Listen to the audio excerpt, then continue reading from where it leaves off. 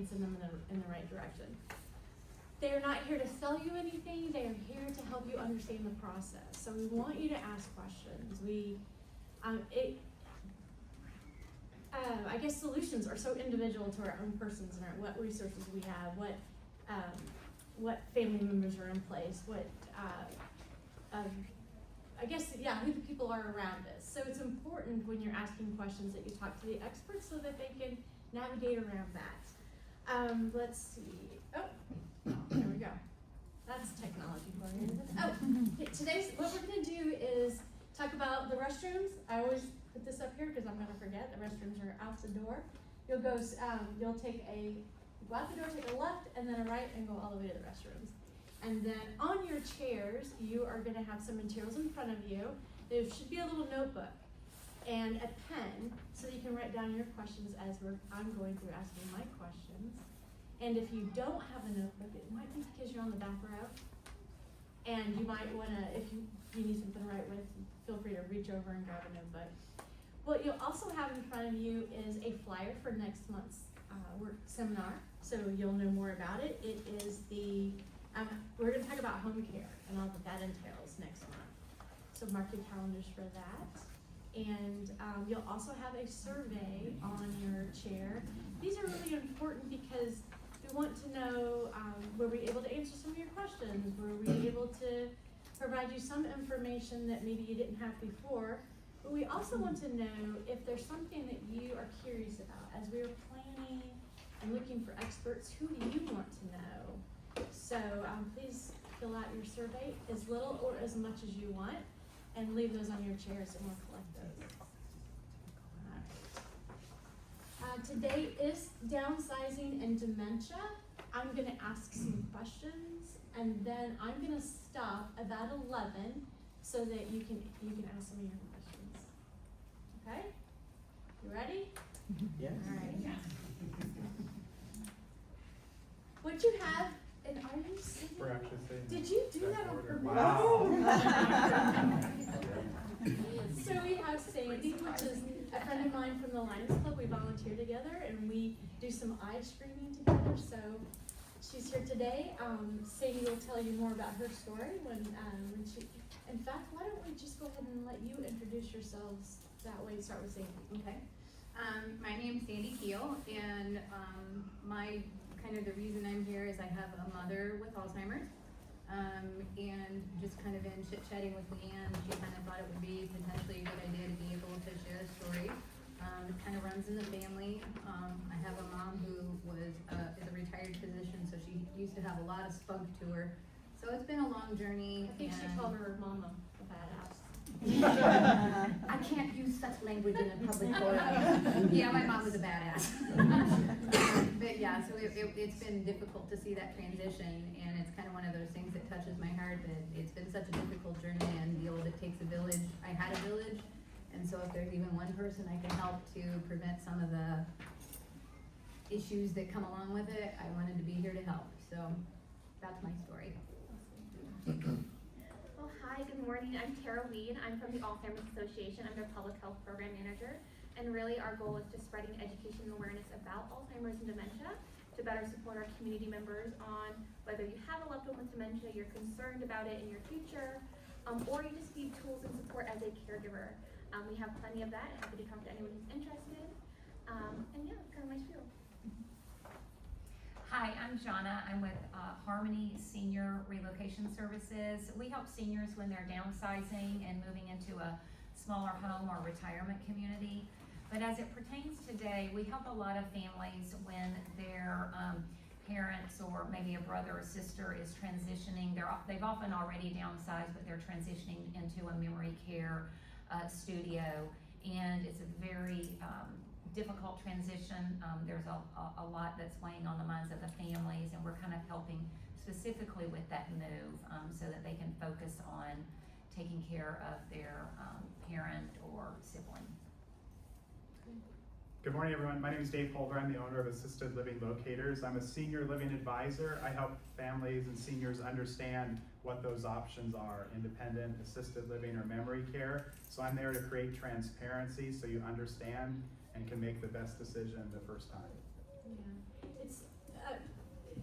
information out there, there's information online, and it can just get really overwhelming. So I just can't stress enough how important it is just to have someone in your back pocket that you can call and know that they're just not necessarily trying to sell you something. They're actually, they wanna know your story. They're gonna ask enough questions so that they could lead you in the right direction. And so that's the kind of education partners that we've partnered with, and Gianna and Dave are partners of ours, and so you'll see them often when you come to our seminars because they're here to get to know you and answer those questions without you feeling a certain way. So I do want to take just a moment to say hi to Kayla and Mike and Rock in the back of the room, and I failed to introduce them, so thank you for being here. Miss Tara, will you tell us a little bit about this umbrella term of dementia? Yeah, and it's really the best way to put it is dementia is an umbrella term. You know, some people technically may be diagnosed with dementia, but dementia is not a diagnosis. So it's an umbrella term for quite a few of different types of dementia. So you're gonna have Alzheimer's as your most common. This is a very wide range, so bear with me, but it's an estimate between 60 to 80% of dementia cases are Alzheimer's. But you'll also have different types of dementia like frontotemporal dementia, Lewy bodies dementia. You also have vascular dementia, and these are all neurological disorders that impact your brain. They're all progressive, and right now there is no cure. There are different treatments and strategies that are being used and studied to either slow the progression and reduce your risk, but right now there is no cure. And so in Indiana, there's 121 million people 65 and older with Alzheimer's. I want to add the asterisk. I said Alzheimer's and I said 65 plus. Having the statistics for all the different types of dementia right now, it's extremely difficult. And a lot of those numbers are going to be for the 65 and older population, but we are seeing different types of dementia as early as 45. And that's why it's really important to have some general knowledge of what should I be looking at, what signs and symptoms, because I also want to add, if you have memory issues or loss of concentration and you're worried about it, that doesn't mean you have dementia. It could be a vitamin imbalance. In our aging women, it could be a UTI. There's a lot of things, a thyroid disorder. So I don't want you to have these issues and then be like, well, I don't want a dementia diagnosis, an Alzheimer's diagnosis, or whatever type of dementia. So you're gonna avoid it because it could be something that's fixed, easily preventable and fixed. So I always want to add that. But once again, just to kind of sum it up, dementia is an umbrella term. There's quite a few different types of dementia, but those are only going to be able to be diagnosed by your doctor through multiple types of testing. That's good. I really appreciate that. Being aware that some of these, some of what goes on in our bodies could be something other than dementia or Alzheimer's, so not being afraid. And then also, even if it does lead to that, the number of resources that are out there are just amazing. And just listening to stories, and Sandy will talk a little bit about timelines in a minute with her mom, but while it's something that does happen with us, there's just a lot of treatment, a lot of life after. So thank you for that. Mr. Dave, Yes. Families will often ask, how do I know when it's time? Like, how do I know when I need to start thinking about either downsizing or assisted living or memory care? How do we know when? Yeah, it's such a great question, and I was telling Leanne before this, like, I love being a resource, and you guys have questions, please come to me, and I'm happy to answer those and spend as much time so we can talk about your specifics. So I'm going to answer these questions in very broad terms and use a wide paintbrush today. So assisted living, we'll start there. This is all residential living. None of what we're talking about today is a nursing home, as you might think. So this is your own apartment with a nursing staff to help with activities of daily living, bathing, dressing, toileting. So they're there to provide support so the residents can stay independent, right? So you can have dementia and be in independent living or in assisted living, that's okay, right? As long as you're able to be redirected, you can participate at your own level in activities, there's not confusion, you can do quite well in assisted living. Is that Yeah. good? So Yeah. I'm on the right track? Yeah, you're on the right track. Yeah. So You know, it's just a matter of, I think, thinking about your own situation, and they're designed to have activities, they're designed to provide that support. What are those benchmarks that you're looking for? Is it gonna be when that physical care is too much and you need to make that move? Is it more of the cognitive impairment is beginning to get too much in the home and now you need to make that move? They're all designed to support with that. It's just a matter of also understanding the philosophy is to keep you independent or to keep your loved one independent. So I think most people wait too long and then they can't, you know, be in that supportive environment. They can only participate in 30% of the activities are there. So it's what your needs are and understanding maybe what those benchmarks are. Is that Yeah. kind of? Yeah, and another, I guess another thing that I feel like I've been learning from you is that, that the longer that we make, it's such a balance, right? Because you want to stay in your home as long as possible, or your independent living situation as long as possible. But then not waiting so long that it's difficult to make a healthy adjustment. Does that make sense? Do you get it? So it's and then how do we know? I think that's the $1 million question, right? Is how do you know when you're at the edge? You're like, okay, I don't want to wait too long for that next transition because I don't want it to be tough emotionally on me. Yeah. Stressful. I guess stressful is a better word. Yeah, I think ask yourself, you know, what is it that it's so difficult, you know, the caregiver's health declines by 67% when taking care of someone with dementia. So the caregivers are part of this equation too, right? We don't want the situation where their health declines and now they can't take care of their loved one and now they don't know where to go or what to do and they don't have a plan. So the fact that you guys are here and you're learning about this and you're being proactive is awesome because not everybody does. My family didn't. That's why I do what I do. So. Thank you.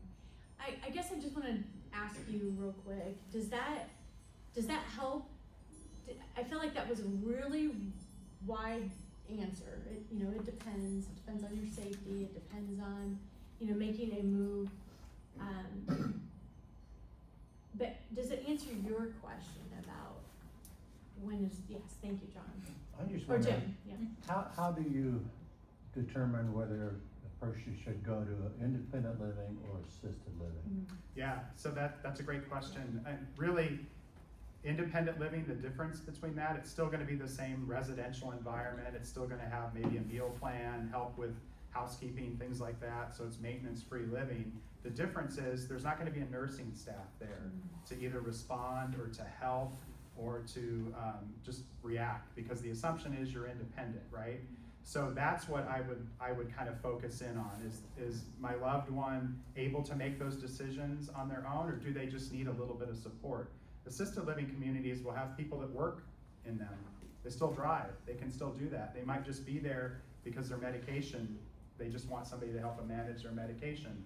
So they get that support, they get 3 meals a day, and they can go do whatever they want. I think today's topic being dementia, it's that cognitive ability. One of the things I ask is, would they know to push a pendant if they needed help, right? If they don't know that, or they don't know if they walked out, would they find their way back?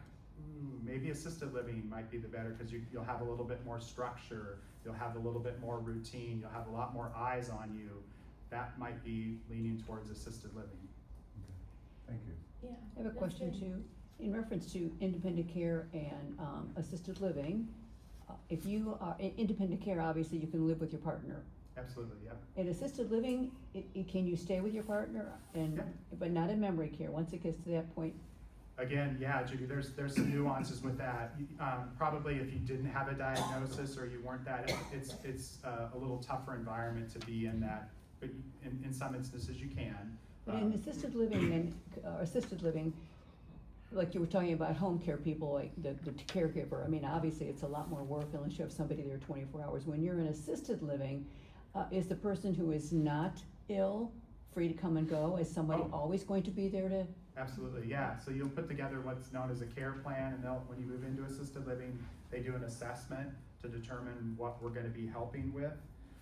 And so if that your spouse or your partner doesn't have a care level, that's okay. So yeah, there's no restrictions as far as that goes. Not everywhere do you have to have a care level. I mean, like if you wanted to leave, you don't want your spouse to walk out of the house while you're gone. Mhm. I mean, it sounds like a babysitter. Can you call somebody and say, hey, I'm gonna be gone for 2 hours? Are you gonna come and take care of, are you gonna watch them? How does that work? Well, You so, could actually, there's different levels of providers, so someone could come in and help you for those occasions, yeah.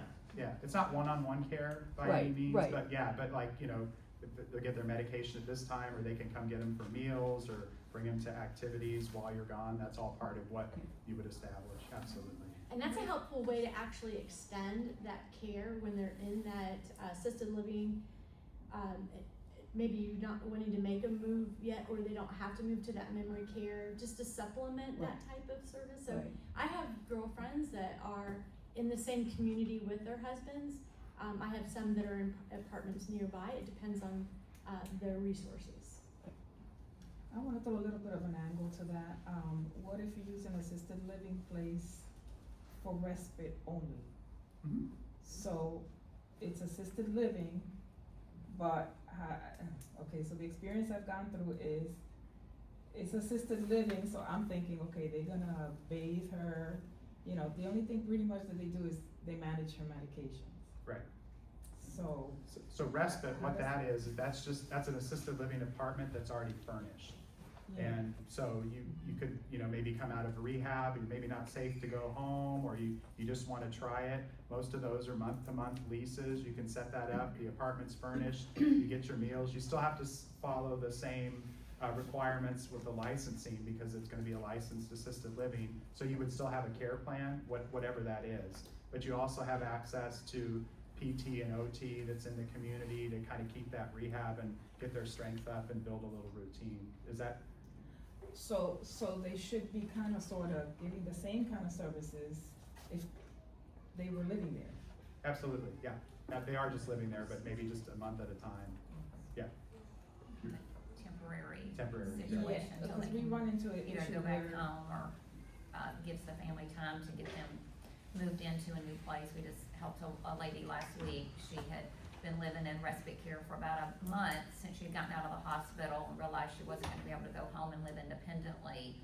And we were able to get her moved into an apartment at that same community, where she'll be living with, more assistance. But just like you said, she was having access to all of her physical therapy, occupational therapy on site, so that she's not having to drive back and forth and live on her own. But it is more of a temporary arrangement. Respite care, yeah. Yeah, one more? Yeah, one more, yeah. If someone or a couple is living in a bigger facility, like a Hoosier Village that has the multi-tier, and they are independent, is it possible to do those a la carte services occasionally for help or assistance? Or do they normally like, nope, you're independent, you can pay for a meal plan potentially, but that's about it, or? I would say, again, painting a broad brush, when you're independent, you can bring in any services that you want to support that, to keep you independent longer. Now specifically Hoosier Village, I know they've got restrictions on who can and can't come on the campus, so that might be a hurdle that you have to jump. But even in assisted living, if you're like, hey, mom's had a caregiver, the same one for a year, we want to make sure that she can still come into the community because they have that relationship, I don't know that any would say no to that, so yeah. And just to clarify, just in case, it's not gonna be the community's nursing staff. Right. It would be kind of your own Your own. independent, private pay, Yeah. service that you would bring in. But And- usually they're they want that because they want Yeah. you to be able, anyone to stay as independent as they're capable in whatever support they might need. Thanks. That's good. That's a very good question, because I appreciate that Jonna just pointed out that the community may offer some services, but we meet people, Rock and I do some networking with some other organizations that I'm like, oh, you do that. Like, you go in and help with money management, or you go in and just help with medication, or go in and help with the housework, or, so there are services that will help people do whatever they need to do What if you have Within the long-term care program. insurance? Pardon me? What if you have long-term care insurance and you wanna bring somebody from that group in to help you out temporarily or whatever? Do you get to choose that person, or is Hoosier Village gonna say, well, we have to vet them, we have to see if they're okay? I Yeah. don't think Hoosier Village is gonna vet them when it Oh, comes to that was, your I meant any, insurance. like nursing homes, okay, one specific, but would they have to approve that person, or would you be able to choose someone? I mean, you're paying for the insurance, so, Yeah. How does that work? Sorry, like, that you would have that, yeah, Hoosier Village doesn't work with people like me. Short, mean, in stocky general, guys. in You have to be nursing 6 foot to go to Hoosier Village, so no short, stocky white guys. My experience with Hoosier Village, when I've been there, I had that situation, and they said, we have to see who that is and know who's coming on our campus. Other campuses, yes, you can bring whoever you want in to provide that care, and you have that right to do that. But I would address that with Hoosier Village to yeah, understand and this, that. I didn't specifically mean to bring, I just meant, you had mentioned, but it just, I mean, in general, with Yeah, in general, yeah. senior facilities, Absolutely. who would make that choice? And it really depends on the type of long-term care insurance that you have. If you're, working with an indemnity type of policy, they'll pay you a fixed amount, and you can use that money for whatever services you wanna have. If you're, submitting receipts back in as part of that, again, you still have a lot of flexibility with that, But I was wondering if the person that you choose to bring in, Yeah. will they accept that? That's a good question. A good question to maybe ask, as you're shopping around, as you're looking for, a community. Yeah. I wanna talk a little bit about, just navigating this whole process with family. It's not just an individual, that goes through this process, it does involve the family. So Tara, can you speak to that a little bit about, the entire family system and maybe even what, the Alzheimer's organization can help with? Yeah, and we also look at it as, not just family, it's a support system. Not everyone has family members they feel like they can rely on or trust for these issues, so it's really looking at your support system. Who do you feel like is comfortable to have these discussions with? And that's kind of who we're gonna focus on, because these are not always easy decisions, even if you have planning ahead of time. I can even bring it personally, my grandmother-in-law is going to assisted living. She has 1 local child and 2 out of state. The 2 out of state don't really see how quickly she's progressing and have been pushing back a lot. And so you sometimes have to really manage that conflict that's gonna come from different perspectives of how fast is somebody progressing, should they go to assisted living, what kind of care they're going to have. And really, the best way to go forward with that is just trying to have as open communication as possible. And also having, try not to be too much my age, but just having the proof and having the evidence of, okay, they're exhibiting these signs, I can provide this level of support, I can't help them from being a wandering risk. So we need to look at assisted living. And so it's having those conversations, knowing your limits as well, that's gonna be super important, managing those family dynamics, because once again, like I said, this is not an easy process. But bringing in the support system, but at the core, the person who's in the center of it, the person who is going to assisted living or memory care, they should still be at the center. Even if they've progressed far with dementia or Alzheimer's or whatever type of dementia they may have, you really wanna still keep that person at the center. What's going to work best for them? What kind of things can we incorporate into this decision making to make this as seamless as possible? If they prioritize certain types of, activities or luxuries within your limit, within the limit of, finance and all of that, you still wanna keep the person who has dementia at the core of all this decision making process. Because we don't wanna take away their autonomy if they still have that. They still have the ability to make those decisions and be a part of that decision making process. But open communication is the best we can do, trying to be as knowledgeable of the options, easier said than done.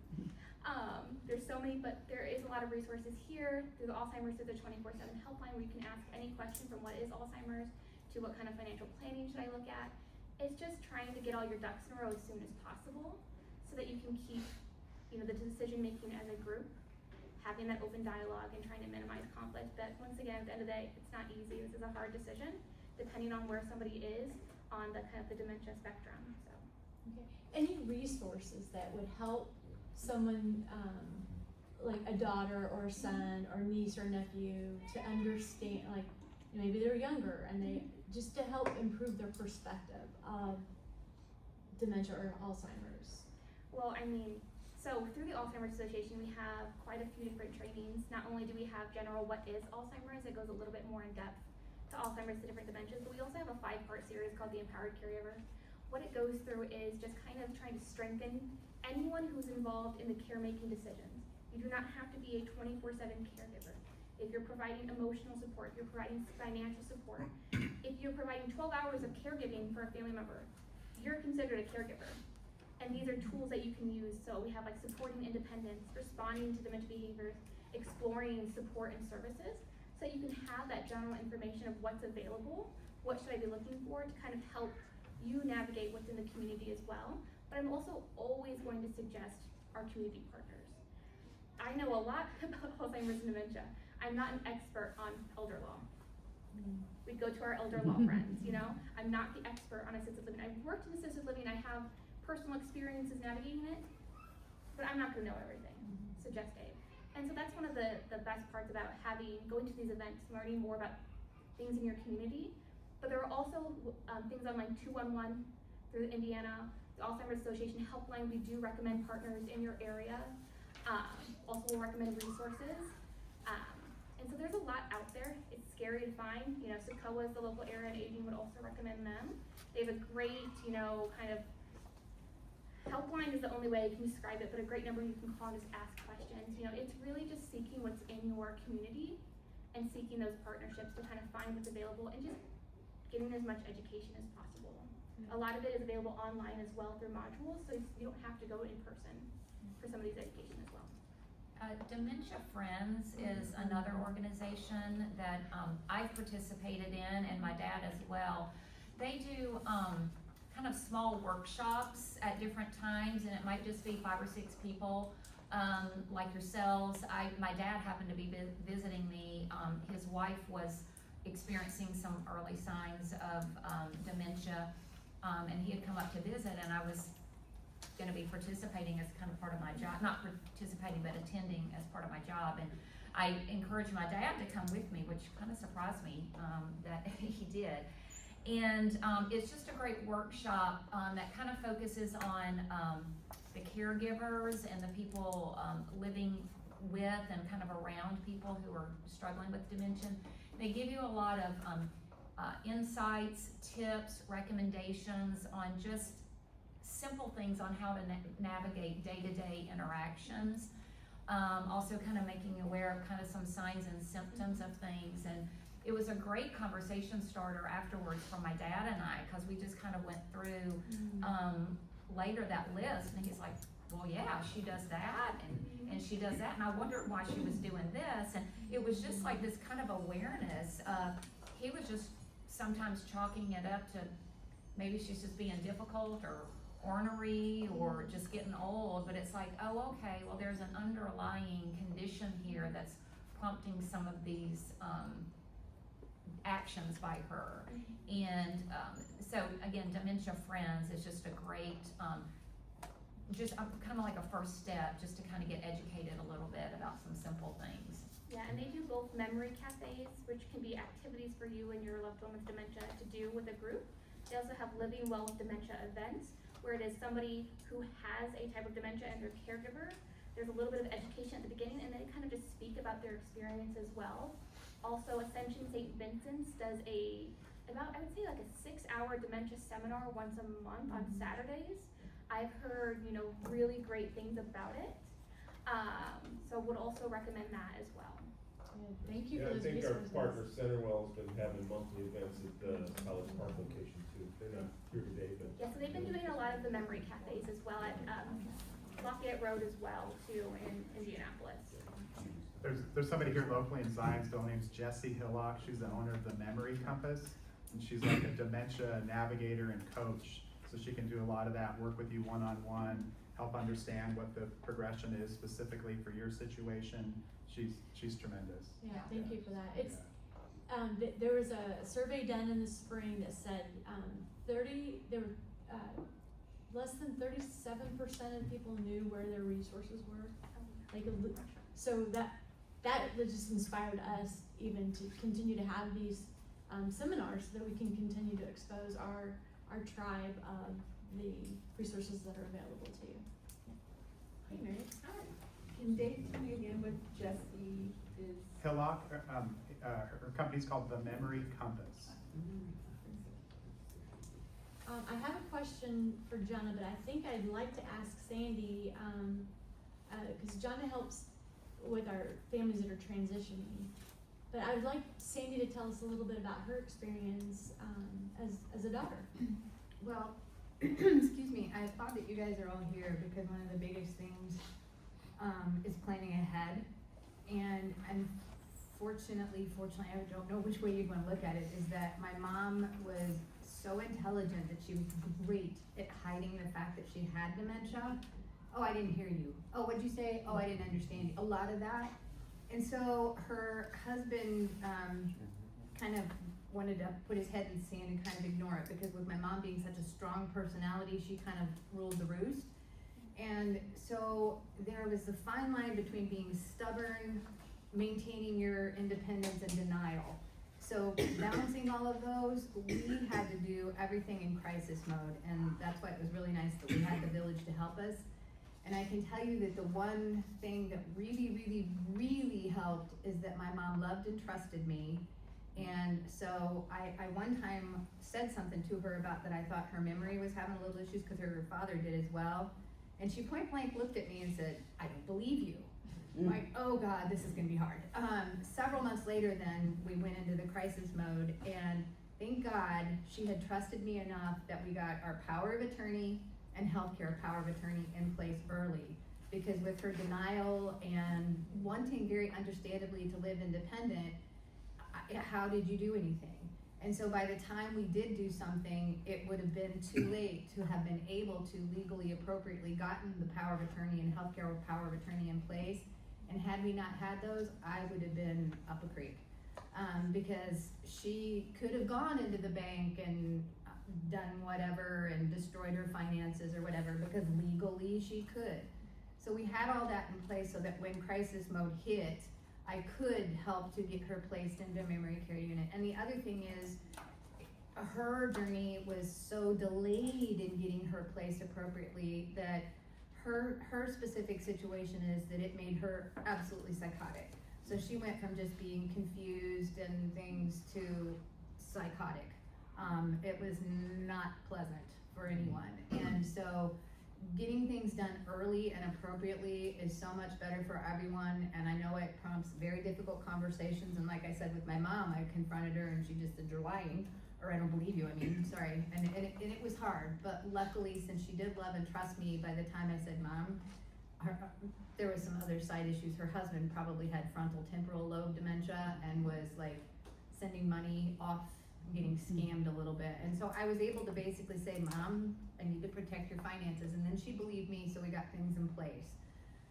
It was rough though. And so I would encourage you to have those conversations as your journey is gonna be different, everybody's is different, but to get things in place as early as possible, because that way maybe you can go to the assisted living and age in place and transition of care, and it maybe will go more smoothly. So again, everybody's journey is different, but oh my goodness, get your healthcare power of attorney and your power of attorney in place early as possible, that they'll allow you. Because obviously you can't do a power of attorney until they're ready to allow you to take things over, but then it's in place when you need it. Because every time I've tried to say anything to anyone, they're like, "Well, I can't talk to you." I'm like, "Well, here's the paper." And even when you have that paper, they're gonna say, "Well, we want our lawyers to approve it and look at it." And so it's not like you immediately have action just because you have the power of attorney. So there's extra hoops to jump through. And the other thing that I almost forgot that was really important is to have that diagnosis somewhere from a neurologist, primary care, or something that helps to say, "Well, here's the power of attorney and I'm using it because here's her piece of paper that says she has dementia."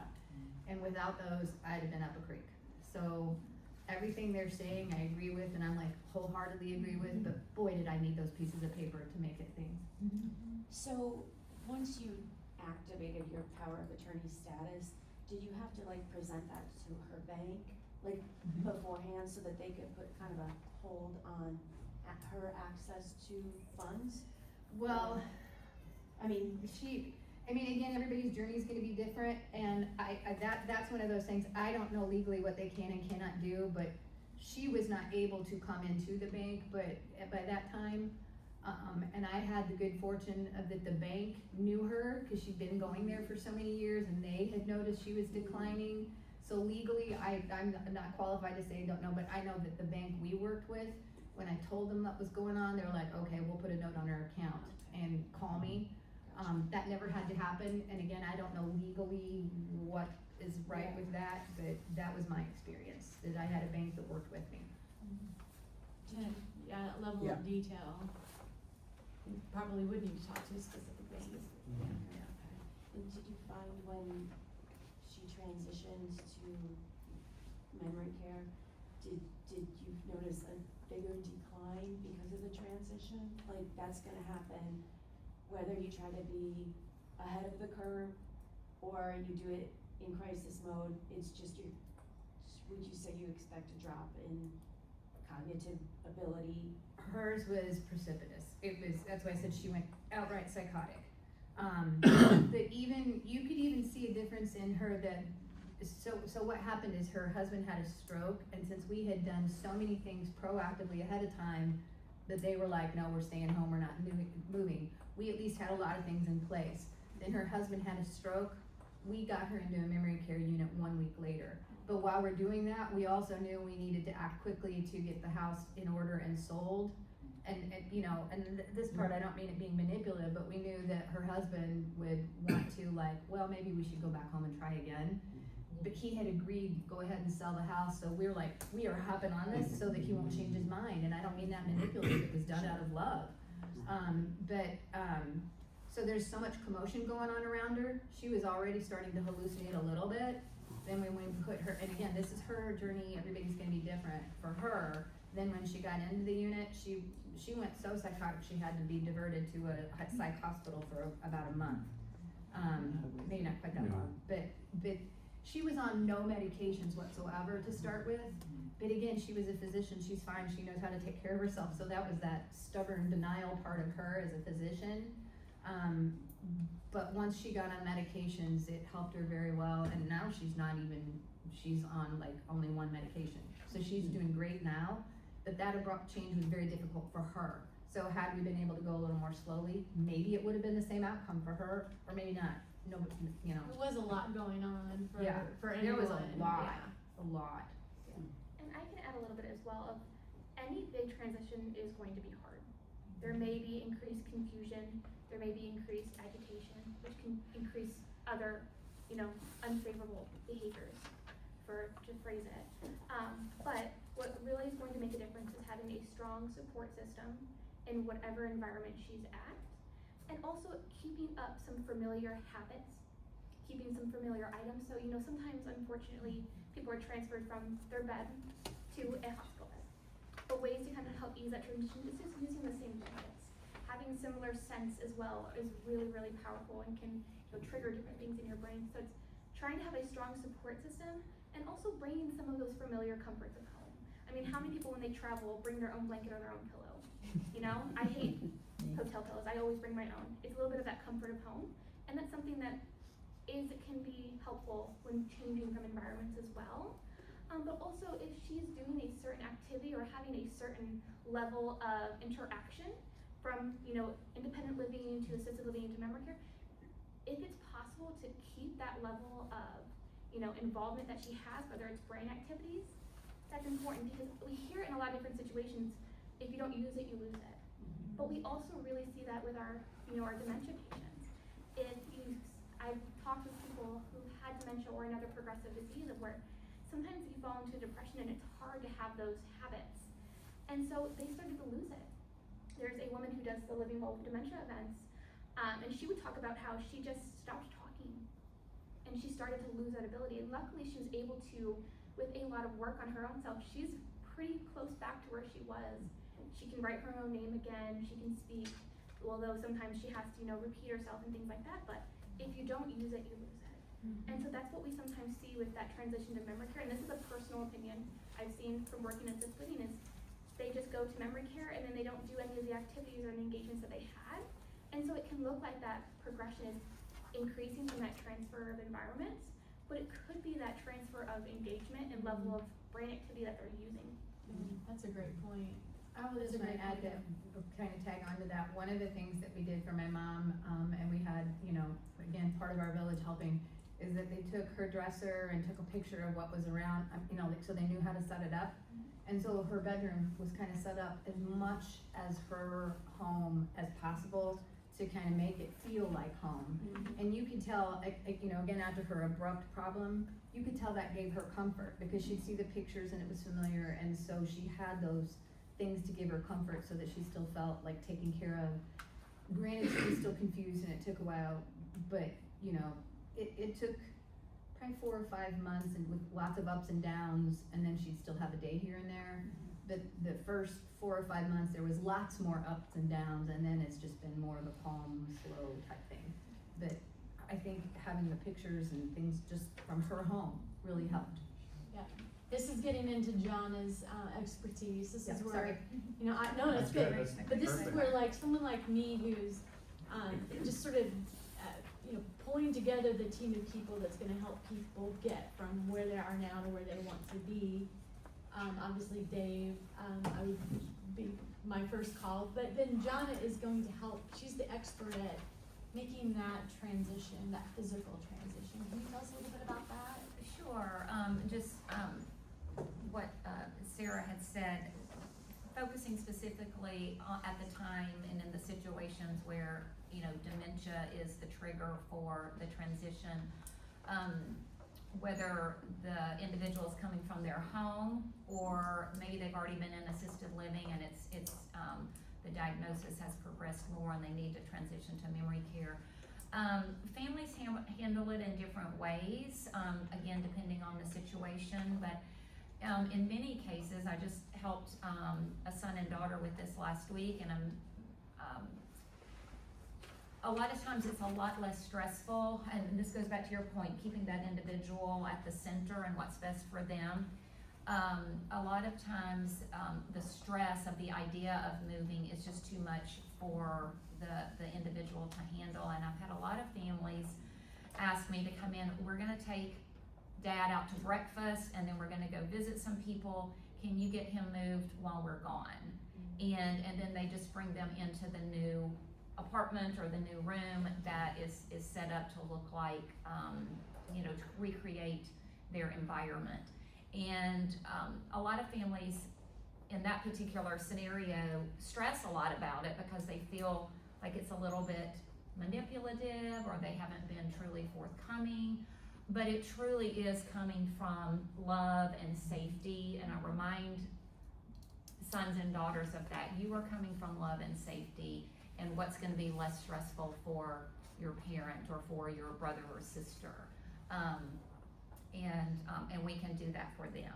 I had a client who asked us, their mom was moving, in this case, she was having to move out of her townhome. They knew it was gonna be very difficult for us, and they were leaving for breakfast, but they're like, you've gotta keep the moving trucks, y'all gotta park over at UPS or something, cause if she even sees a moving truck on the street or loitering around the neighborhood, her, you know, her antenna is gonna go up. So we were parked at the UPS until we got the all clear that they had left. And we can do those moves, cause with dementia and transitioning into something like a memory care, you're not taking a lot of things, you're taking important, memorable things, but you're not taking a lot of clutter, a lot of unnecessary things, so. And how are they doing afterwards, like after those types of moves? Or do you have moves know, where they're it's- actually part of the planning as well? We do have moves where they're part of the 'Cause planning as well. you've got clients you've moved several times, like as. Yeah, and I guess I was speaking specifically as it relates to dementia, the dementia diagnosis. Good. And there have been moves, we helped a lady recently who, was moving out of her home, very resistant with her daughters about it, but had kind of let them I guess, make the final decision. And she was involved, but, the daughters were also there kind of, saying, we're not taking all this stuff, we can't take all of this stuff. So it just, you know, you have to keep that individual, again, at the center and do what is, gonna work in that situation. But we did get her moved all in one day, we got it, you know, kind of all set up for her. In some cases, depending on the severity of the dementia, sometimes the community will suggest to the family, don't come back for a week. We need a week to get them established into a new routine. If you're coming every afternoon, they're gonna be asking you, take me home. When are we going home? Come get me. My daughter's coming to get me. And so sometimes they'll ask, give us a week to just let her get settled into, you know, a new environment. There's been other situations where the family has worried about it. We've moved someone from assisted living into a memory care. The mom's walked into the room, she's like, oh, this is a lovely room. Oh, I like this room. And a lot of the stress that they were worried about just kind of got lost in the kind of that forgetfulness of dementia. So it varies. Yeah, and I also want to add the idea of, you know, you hear a lot of people asking to go home. And sometimes depending on the progression of dementia, you want to just talk with your loved one, because home may not be the home they lived in a year ago. Home could be the home they lived in when they were 20. You know, sometimes with different types of dementia, their reality is not always current. When I worked with dementia patients as well, I was somebody's secretary for an hour. He thought I was his secretary. He told me to grab him some papers and pens, so I did. Redirected him, told him I was gonna get it for him, and so forth, but you never know exactly what reality somebody's in as well. I always wanna kind of add that caveat, so when someone's asking for home, even if you brought them home, it may not be the home that they thought they were going to. But that once again, it's just working through that progression, you know, working on managing those behaviors, knowing how to manage those behaviors is also really important, because once again, like we kind of mentioned earlier, is that sometimes that transition can, you know, increase confusion and agitation. So having just some coping skills and redirection skills for that is going to be important when navigating those transitions as well. How long do you pretend you're the secretary? I mean, do you like maybe just that time and then you leave and then you come back and then you're like, hi? And so when we're working with caregivers on how to manage those behaviors, the way I like to phrase it is not my right to ruin somebody's reality and to change it. I'm going to respect what reality they are in. If it is an unsafe reality, that's a different conversation. But what I did with him was I was like, okay, fake name Jim, I'm gonna go get your papers and pens. Why don't you head down to lunch and I'll meet you there. When he came back, he was perfectly fine. He didn't think I was his secretary anymore. He needed that redirection to kind of clear his brain, focus on something else. That's gonna be different depending on where somebody is on their progression. But once again, I always view it as it's not my right to break someone's reality. And as long as it is not hurting anybody, because what can happen is the sky's purple. The sky's purple, right? Everyone knows the sky's purple. If I told someone that seriously, how are they gonna react? They're gonna get defensive. They're gonna be like, what do you mean the sky's purple? It's obviously blue. That can cause argument, that can cause agitation. And so sometimes when you break that reality, it can cause some of those behaviors that are maybe difficult for, you know, non-medical professional caregivers to deal with. So like my husband sometimes will be like, well, when you move that, and I'm like, I didn't move it. So maybe I should say, oh yeah, when I moved it. You know? And you don't even have to 100% agree or disagree. You just be like, yeah, it moved, and then change the conversation, go about your day. You don't always have to 100% feed into it, but once again, sometimes breaking that reality is what can lead to those behaviors that cause a lot of stigma for Alzheimer's. I know I found myself playing bobblehead a lot. Excuse me, because it's very true, because your human nature in the beginning is you want to correct what they're saying. Yeah. But you can't correct it, you do have to live in their reality, and sometimes it's tricky, because we for a little while, my mom couldn't do it now, but she used to have like one of those echo shows that she could call, and I don't know if it was a good thing or not, you know, but anyway, she called me one time, sorry, I'll give a 10-second really funny, it's funny, if you don't laugh, you're gonna cry. She called me and she's like, well, what are we gonna do about this baby? And I thought, oh my God, how do I live in that reality? And it's like, she had been watching TV and had heard a baby cry, Yeah. and so her reality and distortion turned into that there was a baby there they needed to take care of. But that was a difficult one to kind of go with the flow, because I was like, oh my God, what do I say to this? But you just live in their reality, and it does seem to keep, from my experience from my mom, it kept her calmer as opposed to when I tried to correct her. But that was my human nature, because I'm kind of a bullheaded person too, that's not right, Mom, that, you Well, I just know, wanna wanted to help them, like, correct. be right, but I guess Yeah. you don't Yeah. help them be right. Yeah. Yeah. And it's hard. I mean, my grandmother this past weekend was like, "Where'd you get that baby from?" I'm like, "What do you Another baby. mean? Where'd you get this baby?" Well, yeah. I was like, "This is my baby." You know, I wanted to be like, "I didn't steal this baby." Like her phrasing was almost like, "Where'd you steal this baby from?" And I was like, you know, I basically just had to just be like, you know, she's my baby, and just I walked away because honestly, like it wasn't, you know, a difficult conversation. She wasn't actually accusing me of stealing a baby. And she was perfectly fine. She got her answer. I walked away and redirected. She asked me that question again in 10 minutes. Yeah. That I answered pretty much the same. Yeah. But at the end of the day, it didn't hurt anyone. Yeah, just another example of just not kind of living in their reality without also, oh, I'll just tell you the story of this client that we just recently moved. She didn't want to move, and her husband had died about 6 months ago, and I was there in the apartment with her, and she's like, "Where is Jim? I don't know what they've done with Jim. Where is he?" Well, I knew where he was, but, you know, I just like, well, I don't know. Oh, we need to ask Kristen, like, let's maybe just ask Kristen about that. And then just, you know, tried to redirect. So it didn't require an answer. She was satisfied with the fact that I didn't know where he was, but, that was just kind of letting her live in that reality because, you know, she didn't need to know the truth in that moment. And I- plus it keeps you calm.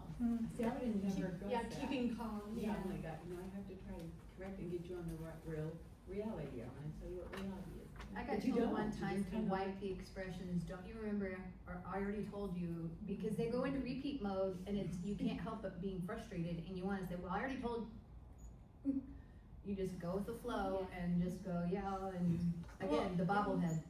Yeah, but when you were telling me your story, Sandy, I felt like you shared that you just tried to use a lot of humor and not at, you know, your mom, Like just expense. Yeah. not at their expense and not to make them feel in a certain way, but you just almost seemed like you just tried to enjoy the process Mhm. and just enjoy it. Yeah, Laugh. that's why I said, if you don't laugh, you're gonna cry, so some of the silly stuff, like the baby story, you know, you just have to go with them, and again, bobblehead, and try to tell them stories that might make them laugh. If it keys a memory, maybe that's great, but if it doesn't, you at least enjoyed the story. I mean, it's a difficult journey, lots of ups and downs, so. So I mentioned if, you know, if a friend's gonna call me and ask questions about where to go, how to go, what's that look like, I'm gonna call Dave. So Dave, I think that maybe someone I know needs to move, a family member needs to move, but I don't really know what resources, what they need, where to go, I don't know about their financial situation. Like, how does it work? Like, how do you help us? Yeah, so I'm really there to help you navigate this world and understand that, like I said earlier, so you can make the best decision. So we're gonna spend time learning as much as we can about your situation. I'm a little like a realtor in that regard. So location, budget, but what are the care needs? What's important to the family? What are the long-term goals? I'm gonna learn all of those things. And then based on that, I'm gonna provide some options. And that's where I share all of my notes that are very detailed with a lot of information so we can have those conversations. If I seem like I check the most boxes for you and that makes sense, then I'll set up the tours. So I go there with you. So I kind of wear that advisor advocate hat to kind of ask those questions. It's always going to be your decision. I'm not here to talk anybody into anything or create a false sense of urgency or anything like that. But I'm really there to help you make the best decision that you can at that time, whatever that is. So That's Yeah. essentially it. Can you yeah. just share with us how you're compensated? Yeah, so I'm compensated by the community, so there's no cost to work with me, you don't pay more. Again, kind of using that realtor analogy, you go to buy a house, the seller is gonna pay that referral fee, so it's the same with the communities. I think I am very objective about that, cause I will tell you, yeah, I know that's in your budget and in your neighborhood, but, they're on their third executive director in the last 12 months, so we can go there, but we better go there with eyes wide open, so, yeah. So that you're fully informed. Yeah. Like if Yeah. that fits in your budget, but you go into it knowing that there's that hiccup there, Yeah. then your expectations are guided accordingly.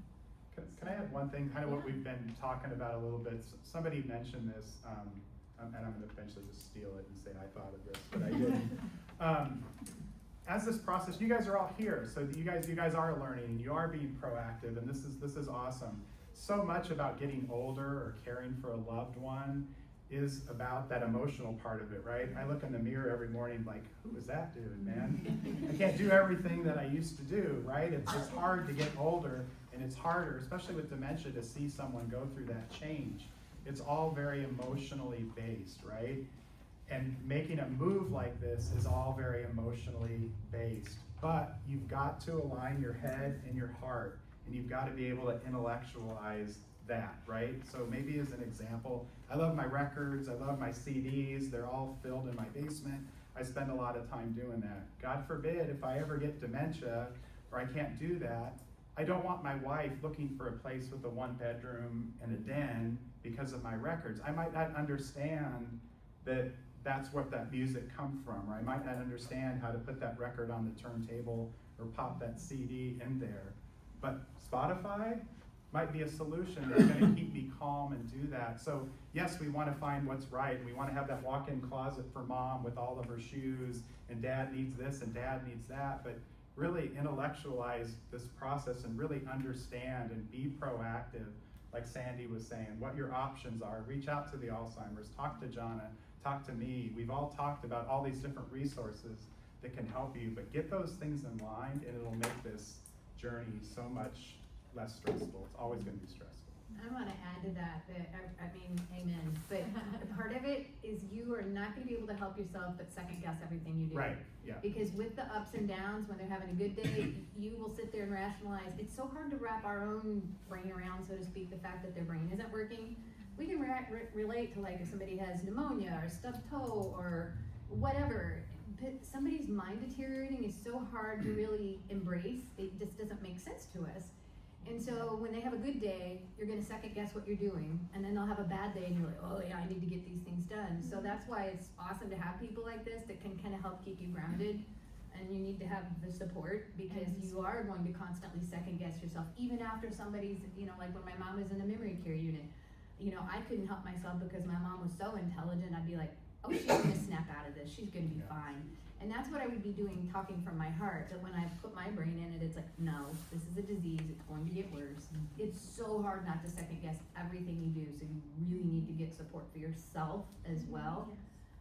Whether it be a friend, a loved one, Alzheimer's Association, something, but you need support because you are going to drive yourself insane, second guessing what you're doing.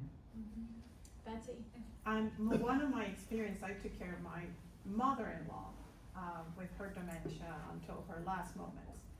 But something that I found out is that her daughter, my sister-in-law, had a lot of this guilt because she thought she should be the one taking care of it. Why she was not patient enough, or she was always on the set. I always told her that I was going to tell her the truth, though she wanted to fight that this is not true, I told you, we decided that, or something like that. But the added layer is that you have a history with your family member, and there's hurt, there's memories that you do keep, even when that person forgets. And it's harder on you, and this is the conversation I had with my sister-in-law. I am not a better person, I am not a better woman, that I am more patient with your mother, or I have more, ability and time to do this for your mother. That doesn't make me better. It's just because I don't have the history that you have with your mother and the stories and the suffering and the years that you were fighting with each other. That is really in your heart and in your memory, even if she forgot. And it's okay to let me take care of it because I don't have that I don't have those pushing triggers that, you know, words that she used to say to you that drove you crazy. I don't have that because I met her when I was a grown up and, you know, I fell in love with her. But that doesn't make me a better person. So when you're making decision and somebody else could take care of your relative better than yourself, doesn't make that person better.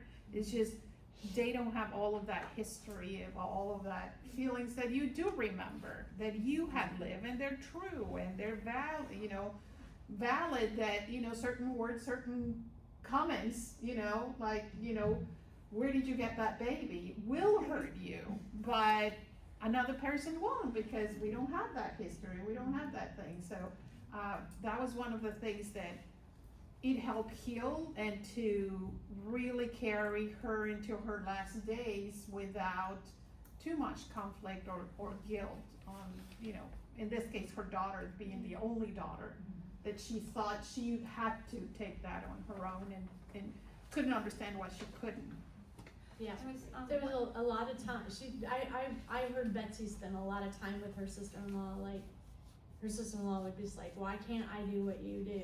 Why can't I be the person that you are? And that's that comparison that we need to stay away from, because there is a lot of feelings, a lot of emotional guilt that comes with it.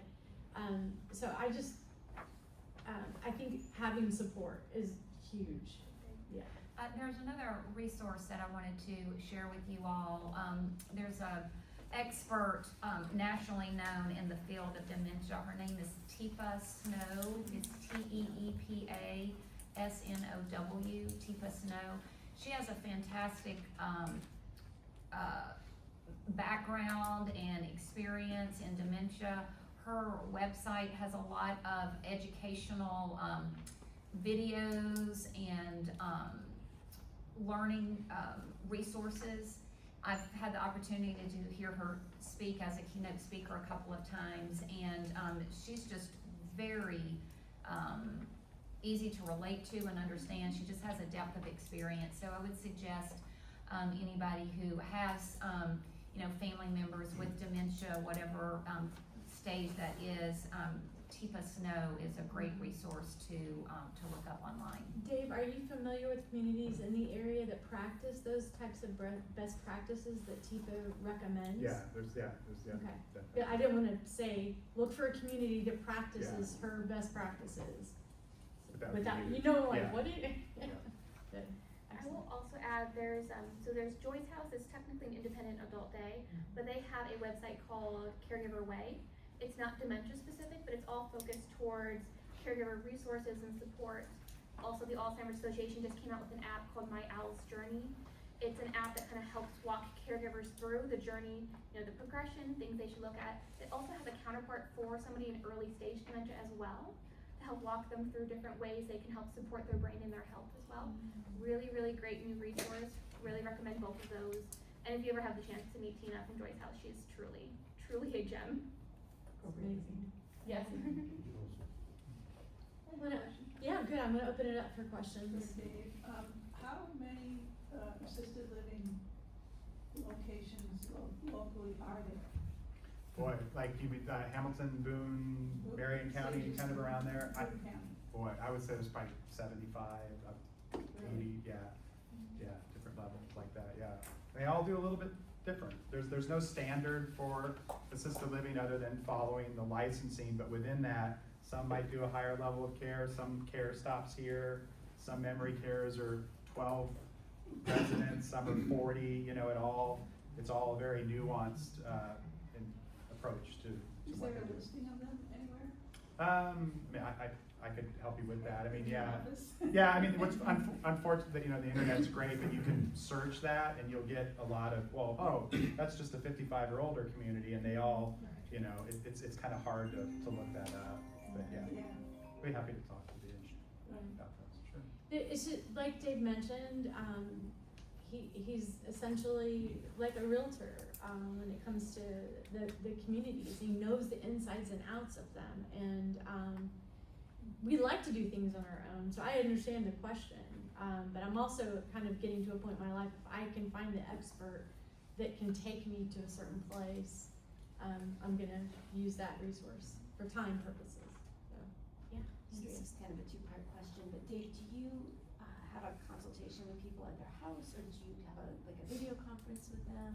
Whatever's easiest, I'm happy to come to you, and yeah, I like to sit down in front of Yeah. people whenever possible, but a lot of times, you know, families call me and we start the conversation, and then really the first time I meet them is, you know, on the first tour. But I like to just talk and say, hey, this is my process, and share, Yeah. you know, examples and things like that. So yeah, whatever works. So if in my case, if my parents are resistant to going to like a multi-tier facility, Right. and they really are like, well, maybe we'll do this, but we have to do independent, like we need to do independent. Like they just, even though, quite honestly, my mom should at least be an assisted, and my dad is in his 80s, so he's struggling to a Yeah. certain extent, but still wants to be independent. I'm not sure which group would be the best at advising how to point them in the direction of like, oh, that's good that you're thinking about this. Maybe assisted would actually be better because they're not accepting that advice from me, but I'm also excited that they're at least starting to look at options. Yeah. Like, is there a group that would, like, would it be you that, like, if you went to whatever place with them and they're like, yeah, this is great, but we really need to do the assisted side, would you, is there a way to help direct them into the appropriate, So, I'll try to situation? answer this two different ways and tell me if I Yeah. got it right. So we can, I tour a lot of times with the kids without the parents, so that is something to kind of where we can go out and have those conversations and look at communities and kind of strategize like, hey, is mom gonna push back on that, or is this gonna be a problem for dad? How should we frame this differently, and kind of come up with a game plan? Yeah. And then at that time, if you wanna be the expert and you feel you've got to really kind of roll it out to them, or I can get involved and then we go tour, that's perfectly fine too, because yes, sometimes they'll take it differently if it's from somebody else other than you. Right. One of the first early tours I did, there was 3 sisters involved. One was kind of the leader of the group, and she connected with me, and I was sharing with her all my spreadsheets that I have, and she's like, oh my God, this is awesome. So then we went and toured with her sisters, and then we kind of put a game plan together, and then she rolled it out to her dad. Not so much that mom needed care and dad didn't want to leave the house, but she took all that information because he had a financial background. She laid it all out financially. It was like, Dad, working with this guy Dave, he's great. You know, Cindy and Sarah and I, we've gone out and toured. Look at this. We could move into this place and you could totally afford this and it's gonna be great. It was just that was enabled to get him to go tour. He was like, oh, well, I didn't think that I could afford this. This is great. So now we got him on board. The reality was, he's totally independent. Mom needed a little bit more support, but through that process, he dug his heels in and he was like, I want to be an independent living. But we moved him into a community where everybody was under the same roof. So it had a little bit more of a mix. It didn't have that maybe acuity that comes with assisted living. He felt comfortable. The girls were like, hey, at least we got him this far, and we'll just cross that next bridge when they need assisted, when we have to cross it. But boy, this was monumental just to get him here. So that's perfect. So that's one way to strategize. It's better to at least take a step into a campus that could support them longer term. And it could be even a month after they move in, they'd have to move again, but at least they have a little bit of familiarity. You're on that path, right? Yeah. Dave, do you Again- find that a lot of people, because I found this with my mom and her husband, that especially at their age group, there's a stigma.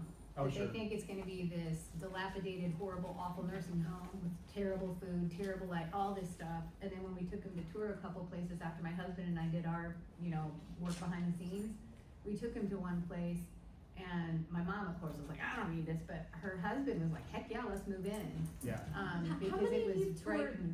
any communities? Can you raise your hand so I can see? Okay.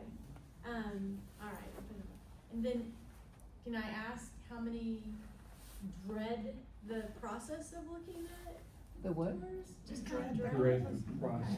Okay. All right. I wanna mention that, Dread it? Yeah. I Question. wish, my wife and I had you folks available when we had to take, our parents or move them into assisted living and independent living. We did most of that on our own, and it was stressful, but it worked out fine, and, this was during COVID, which was even worse. Yes, yes, it was. And, but really, I would have really appreciated, had a lot of help like you folks are doing now. And I hear a lot of times that, the daughter, and thank God for daughters. If it wasn't for the daughters of the daughter-in-law, I wouldn't have a job. Sons never reach out, I hate to tell you. We know son. Bob is a doting, passionate son, so I'm gonna give him a shout out, because he's the boy back there. There are so many emotional parts of this too. It is where they want to remain independent. They also don't want to often use the assets that they have, because they have this feeling that they have to transfer these assets to their children. And I run into that conversation all the time with my mom. I want the best for my mom. There's nothing that my mom's going to leave me that's going to be life-changing. Her departure will be life-changing. So I want her to spend that. And so it's this constant conversation. But what we do spend a lot of time on is we focus on making memories. And so that part's very important. Dave had mentioned it earlier, and some others mentioned as well. There's such stress on the caregivers, and that is not a memory that, I don't want that stress. And I find people that can help with that stress. There are better qualified people that can help with my mom's therapy than me, and that stress, that burden. I also like when someone else can be that bad guy too. There's things that other person can say to my mother that I can't get away with. She might be an almost 80-year-old Italian mother that's 4'10" that tells you she's 5'8", that is still not afraid to slap me if I get out of line. But it's nice when someone else can be that bad guy and tell her what she needs to know. She doesn't want to hear it from me. And so it's nice, and it does take that stress off. And sometimes I can be the hero too and step back and, well, he probably could have said it a different way, Mom, but you do need to eat, and you do need to drink, and you need to do these things. So I focus with my clients on making the memories, not the mortgage payments. And what I do want to mention as well, kind of put Tara on the spot, is in other conversations that we've had, you've mentioned, because Sandy brought it up really, where her mom was, I couldn't hear you. And if you could just briefly touch upon the hearing loss and how that is such an early indicator of onset dementia. Yeah, so there's a lot more studies nowadays about the impact of hearing loss on our brain and the progression of dementia.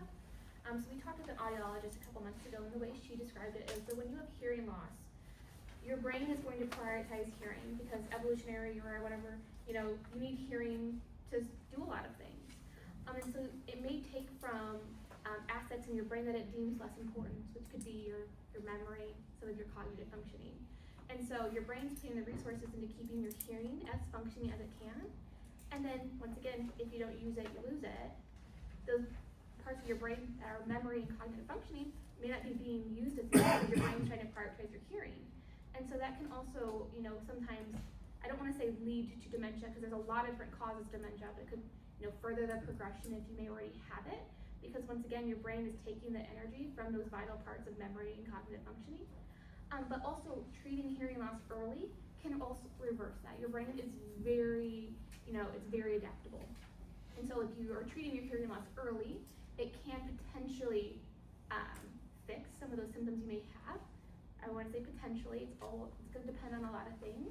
But that's why it's really important to, you care about your brain, care about your cardiovascular health. Hypertension and diabetes are some of the major risk factors for Alzheimer's and dementia. Physical inactivity as well. I always make this joke, I'm sure Rock's heard it like 7 times. Physical activity is super important, but you don't have to run. I say if I'm running, you should run too, because I'm being chased, okay? I'm not a runner. But doing anything to kind of keep your blood pumping is good for your health, and that is across all ages. This does not stop by the time you are 65 and you don't have to care anymore. This also doesn't stop if you have dementia. Keeping your brain active, keeping your body active, is now, more and more studies are showing, it can slow your progression. The US Pointer Study came out about a month ago, saying that individuals who keep themselves physically active and eat well, their brain active, do puzzles and stuff, they actually had a cognitive age 3 years younger than they were. And this was a study done on, I believe, 55 plus. So they had a younger cognitive age than they actually had presented. And so it's kind of showing that these habits do have a really big impact on our brain, not just your current health, but your future health as well. Yeah, it's like use it or lose it. Yeah, use it or lose it. That's our slogan for the day. I'm gonna go with Nancy and then Rob.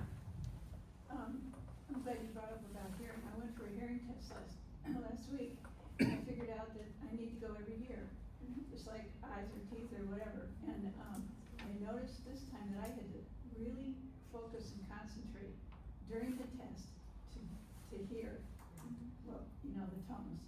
And I passed it fine. But if I hadn't really been paying attention, so that what we said, the connection between your brain and your ears is a big deal. And I've got hearing loss and dementia in my family, a couple generations worth, so I'm really happy that I can still hear without a hearing aid.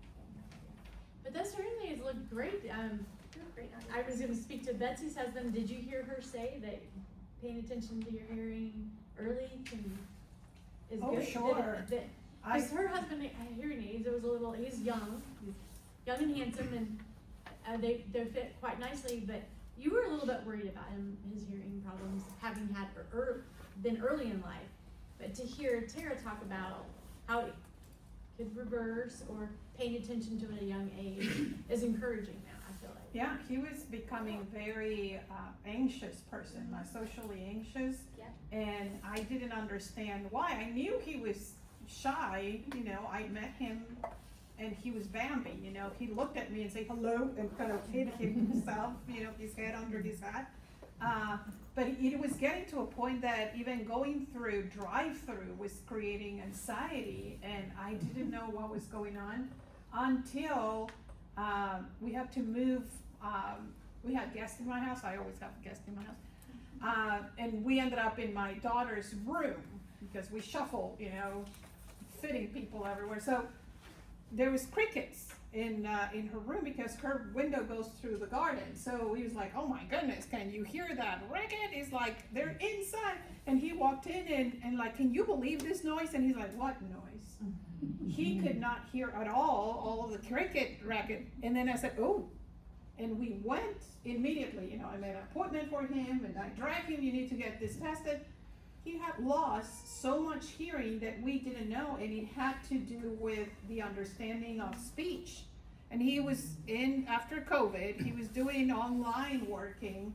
So all of his work was through a phone or a Zoom, and he was getting so frustrated because he thought he was getting dumber because he couldn't understand what was going on.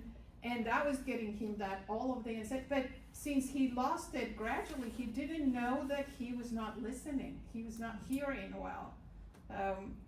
Then I was not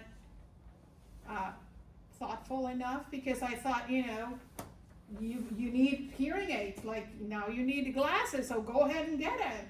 I was not very sensitive to understand that he was going to, you know, it's a stigma, you know. I remember my great-grand-uncle using those hearing aids and he was awful, and I was not very nice. She's like, "Problem, just fix it. Just fix it, go get him." And it took him a while, and then I said, "Oh, I'm sorry, I didn't know he was that sensitive or whatever." But he ended up, and now his personality is changed, and I wonder if we would have waited for so long that, like you said, his brain would have been locked in a way that it was harder for him. And his mom was the one with dementia, so I started freaking out about that too. This gentleman, Yes. I yield to this handsome gentleman right here. It's Fenway? Fenway, yeah. Thank you. I have been a sales director in the facility before, and I've worked with Dave, so I just want to talk about being on the other side of it, because what Rock said of like, being a caregiver is there's so much pressure, there's so much that you're processing through, so actually having Dave like there as a sales director, there'd be things that I would forget to talk about, but Dave knew about my facility that he would bring up or be able to remind them you know, this facility has this one does not. So it was like really helpful, for the people that I was sitting down with too, so. Because If you you're need them. considering that, going that route, it's really helpful. Well, I just love just the personal attention he was able to give Andrea, like to just sit down and get to know all the important people, the memories, what's important, and then come up with a plan. I mean, just is worth it. That's right. Miss, oh yes. Do you have a twin brother that works in Hendricks County? Do I? Yeah. No, I don't think so. If my brother would need help for Hendricks County. Oh, I think you meant I look like somebody, I'm Oh. sorry. Oh, okay. Yeah, no, I can go to Hendricks County, absolutely. Yeah, absolutely, yeah, thank you. Thank you for being here. So I just want to talk about this step, before we get to Dave, who I recommend Dave all the time, is that downsizing. And what is exciting to see within Indiana is the communities now that are geared towards my age and older. So there's this downsizing step, and these communities now are very active communities. These are not retirement communities. These are people, like at one community, I happened to stop by and was talking with their concierge, right? This is an association of houses, it's an addition. And what they were telling me was that the lifeguards, who are young kids, do not know what to say to folks my age and older who are drinking in the pool. These are 80-year-olds, and they're like, you can't bring this in. And how do they reprimand grandma and grandpa for this? But we talk about the activities. These communities now are embracing this lifestyle. People can't wait to move in there, and helping many of those people, finance the homes in there. You talk to them later, they're having a blast, as opposed to living in the homes that they are no longer fit for them. The two-story homes that they raise their kids in with the big yards, they do want the homes that have the lower maintenance. They do want to be able to, see their neighbors. They do want to play bocce and card games, and they're staying more active. And I think that's a big change that we're seeing. And Indiana's finally getting there to where these are lifestyle communities, not retirement communities. Very much the lifestyle community, very purposeful in getting us out of our homes with our two-car garages and into activity and engagement. And then what they're doing as well is oftentimes, like with my clients, they don't need all the money to go into these new homes. They have these other assets that they can use, to the point that was mentioned by the nice lady here in the back. Then you get that independence and the concierge service. I need someone to come in and help me with my physical therapy today. Great. Or I need someone just to come in and help me. And there are services like this, which are amazing.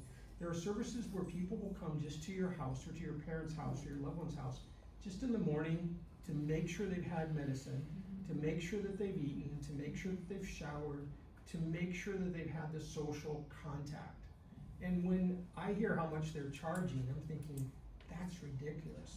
You guys need to be paid more, because what it does do is, for the adult children, they're not having to run over early in the morning to check on mom. Yeah, then there's non-medical home care, home providers.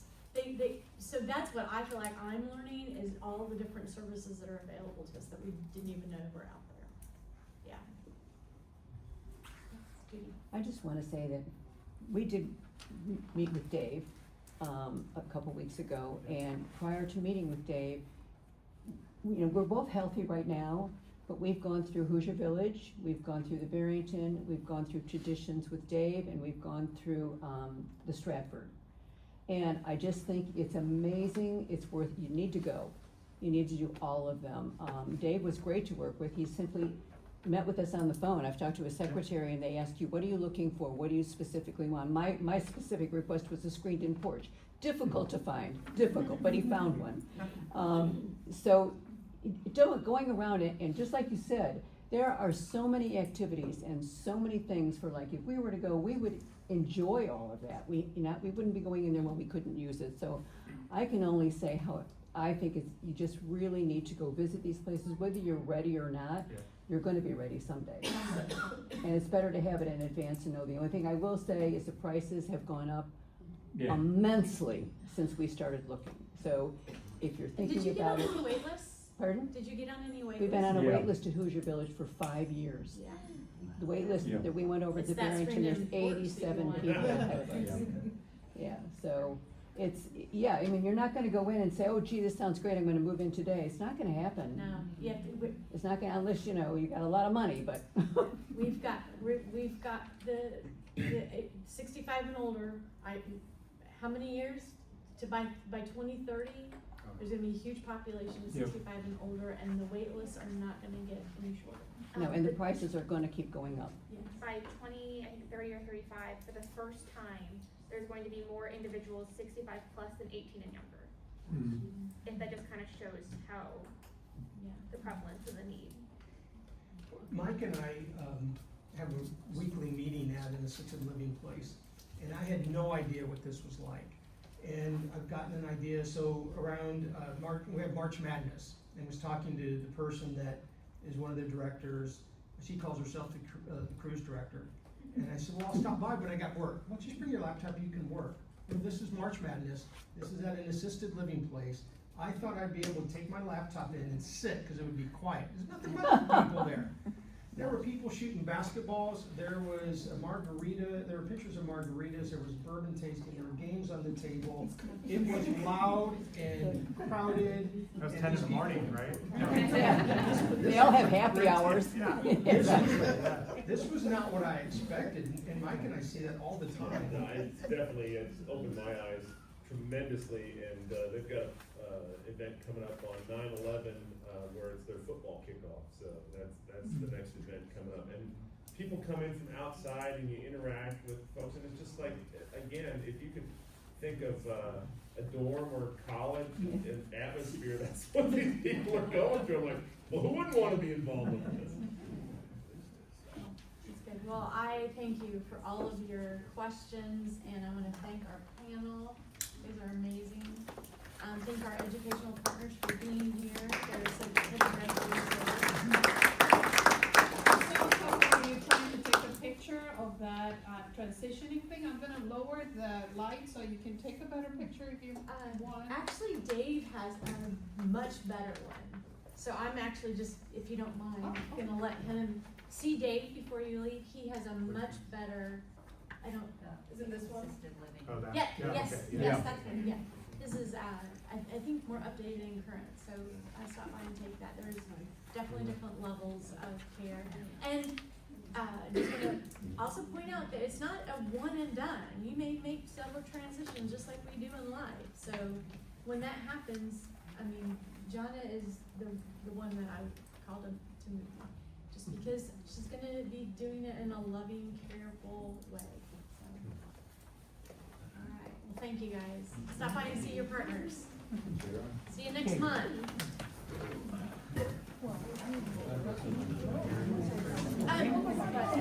Please fill out your surveys and leave them in your seats.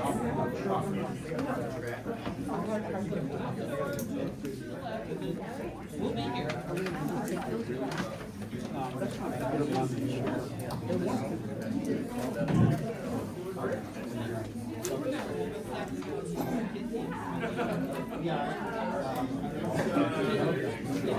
What do you need? That's why I have to.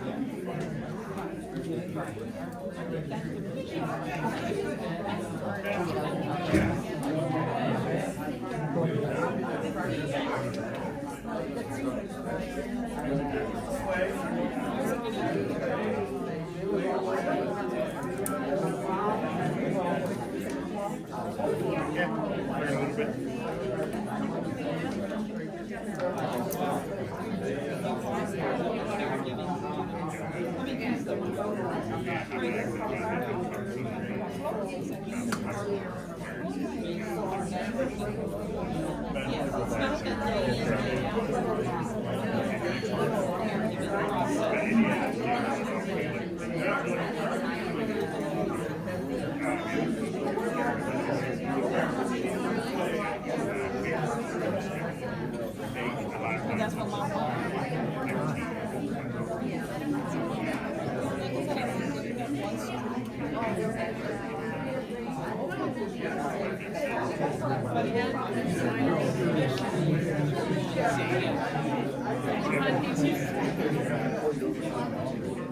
So the other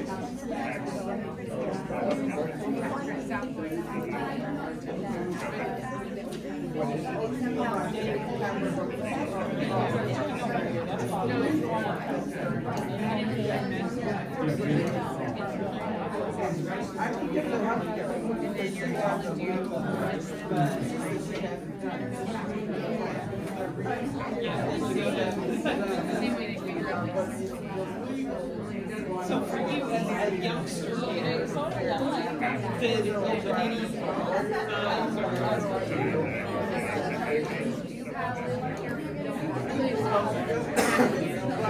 I might not be involved, but they're just.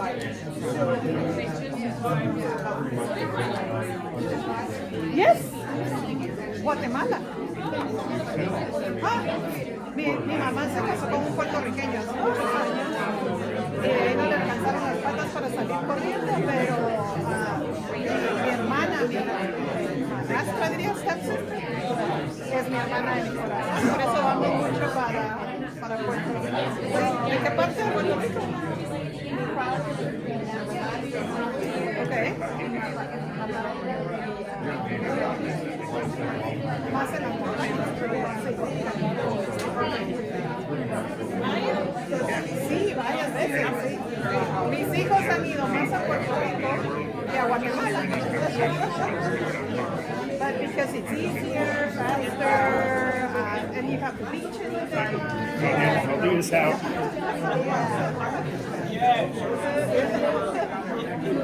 Mucho gusto. Qué bueno que vinieron. En el caso de nosotros, recién se mudó de estaba con stroke en 2004. Somos yo fui la primera en el 2004. Él quedó paralizado todos los 4 meses. Mi mamá era y ella hizo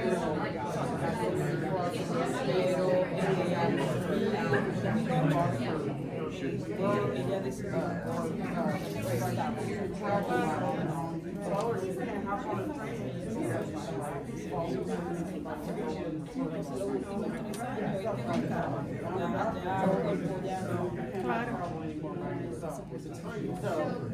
¿qué pasa? Entre medio de todo eso, fue mi suegra que le dio la pues ella no tiene grave, ella lo de lo más claro. So, me vinculó, hicimos la mudanza de ella de 60 años después. Sí.